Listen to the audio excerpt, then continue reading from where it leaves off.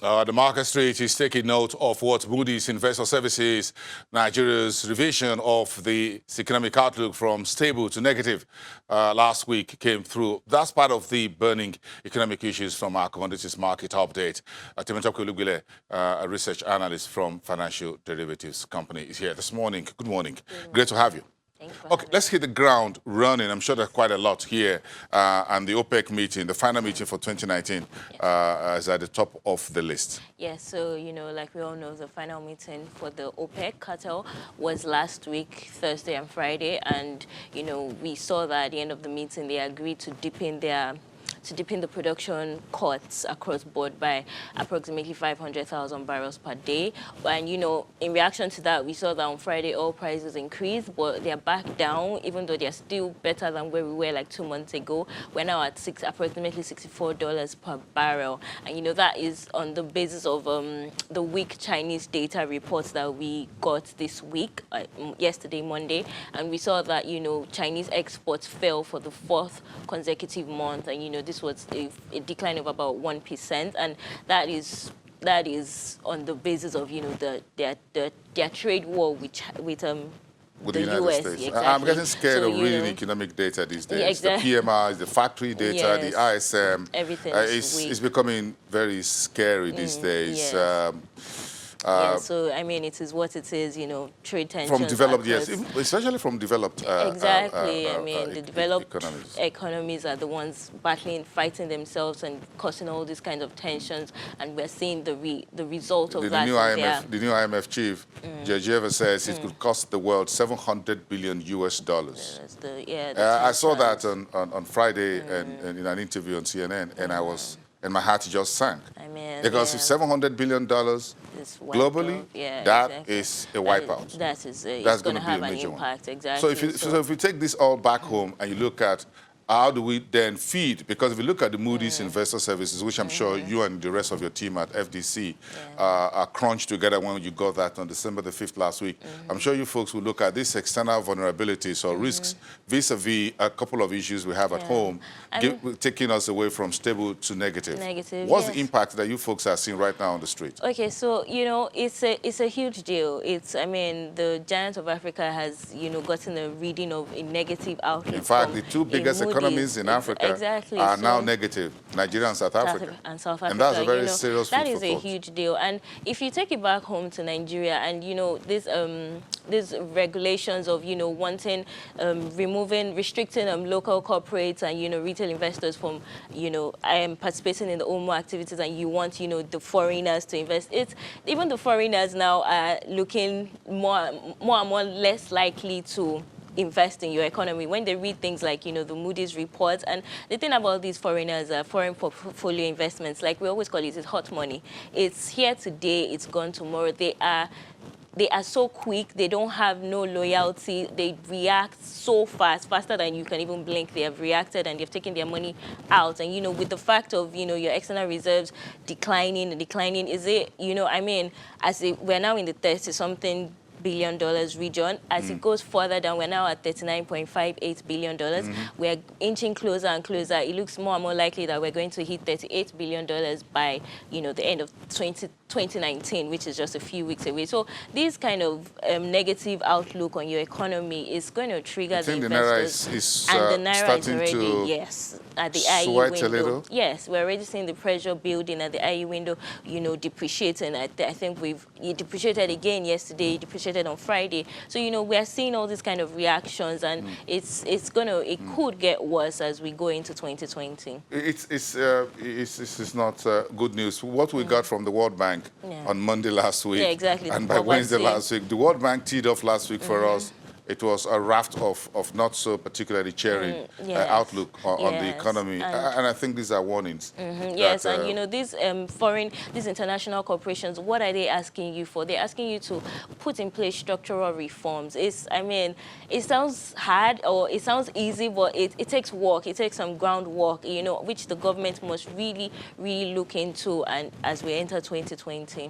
It's very interesting. So if we put it in the goodies and the downers, like you try to categorize it, what they call the gainers and the losers. I like just Make it simple. So who Yes, what's in the gainers box and what's in our losers on the okay. losers table? Okay, so while the Naira is sweating at the INE window, we see that at the parallel market it's still relatively stable. We're at Oh, I didn't check this 360. before. This is not so good. We're at So I have only 360. one green Yes, and only 4 one. red. Yes, That's a and red in card. And in the downers we have, like we said, the external reserves is still it's still declining, and we're at $39.58 billion now. We saw that at our last survey, some commodity prices are inching up. It could be the payments. We have reports that it's looking like some states are already paying their minimum wage, and it could also be the seasonal demand of Christmas season, the increased demand. We saw that yam, gari, and palm oil are up. What's up? The poor Yes. man's food, or the poor of the poor man's food, is gari, not yeah. even rice. Yes. As much as we all get exotic and get high over rice, I don't know whether local or Yeah. imported, gari is still the Affordable. final destination Yeah, for very- every poor Nigerian. Yeah, it remains affordable. If and anyone that is out of gari is 6 feet below, gari is the last. resort. Not rice. I don't know why we all get high on this rice, I bag mean, of and rice, whatever. as you see the price of rice increasing, even If you for see the gari local to soak, man, to go local, if you yes. can soak gari 3 times a day, you're still above the ground. Yes, Once and- gari is out, then you're yeah, 6 feet yeah. below. I It's as mean- simple as that. Yes. So don't touch. I don't want to see price of gari go up. And you guys can close the border, reopen it. Local rice, you can have whatever sugar rice, whatever. But gari should remain affordable. it should to remain, everybody. because it's 100% local. Has anyone importing gari through the land borders? I'm I'm not not sure. aware of that, And so it's 100% local. But the So- thing is, as the rice becomes more and more expensive... Let's just move on. I'm getting a bit upset. I don't know why the price of gari will go up in Nigeria, because everything about it is 100% local. Even the local equipment used to press it and put it together and fry it, I've been there. I have pictures of frying gari anyway. If anyone wants to see where I was frying gari, I might just decide to pull that up. I decided not to do that. But I could just put up some pictures and a small short video of me frying gari over those hot fires and what have you, wooden fires in the village. But I still have them. But let's talk about... Okay, so what are we eating with gari and rice? That's turkey, isn't it?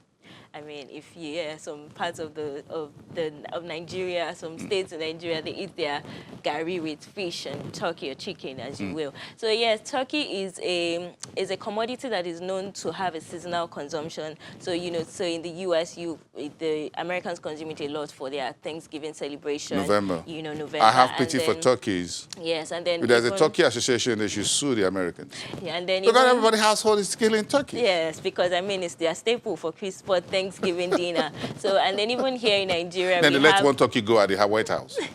and then here in Nigeria we have increased consumption during the Christmas, for households for their Christmas meal, and even to show appreciation to employees and stuff. There's an increased demand for it. So turkey rearing it's quite lucrative in Nigeria, and it's more expensive than the chicken. So you find Yes. that a lot of One is bigger. households, yeah. Yes. Yeah, but the So thing, what's all the craze about chicken?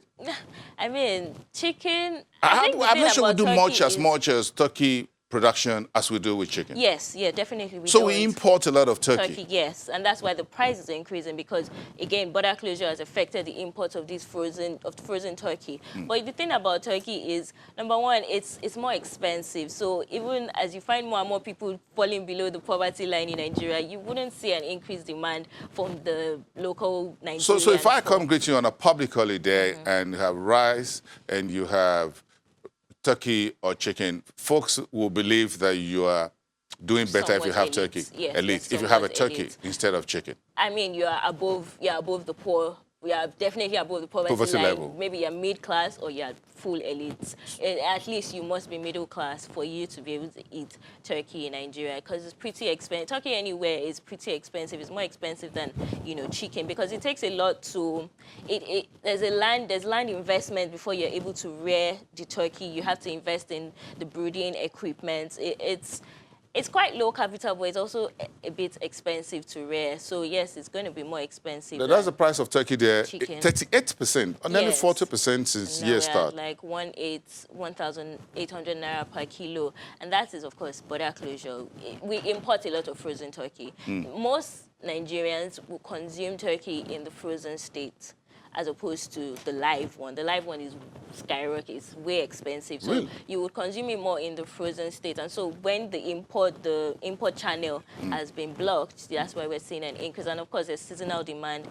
It's Christmas season, so there's that seasonal demand factor too. So yeah, that's what's going on with turkey market. If I look at the price of turkey here and look at what you guys put on the second page, that's quite interesting to see how a turkey. It's gone from like Yes, 1.3. because a farm for turkey is there for the meat, the eggs, and what have you. Yeah, you can use it for the meat or for the eggs, but it's not really used for the eggs because it takes longer for turkeys to lay their eggs as opposed to chicken. So that's why chicken is still the monopoly for egg production. Yes. Okay, great. Let's check in finally with you with the oil market. Let me say, what was the 411 from the OPEC meeting? Okay, so What do we take away moving forward? Is it the Okay. price? Is it the output? What is it there for Nigeria that you guys see? So the takeaway, the key takeaway from the OPEC meeting is the output. I would say it's the output because they're concerned about the threat of an oil glut in 2020. So that's why they deepened the production cut. And you would even see reports about their worries of Nigeria and Iraq constantly cheating their quotas. So there was that highlight. And so if there's increased compliance, I think they would really want in 2020 to increase their compliance level. And so what does that mean for Nigeria? That could mean that we would definitely be on the radar. We're already on the radar of OPEC for constantly cheating our quotas. So we could be more scrutinized and forced to comply with our quota. And what does that mean? That means lower production. I mean, we are more production sensitive than price sensitive, and Nigeria remains. So if we have lower production and lower prices, that is negative for our revenue, which remains a key part of our revenue. You'll be back on Thursday, isn't it? I will. I look forward to having you on Thursday. We look forward to having you on Thursday on the program. Temitope Olugbile, a member of the economic think tank at Financial Derivatives Company. We'll talk about business of insurance in just a minute.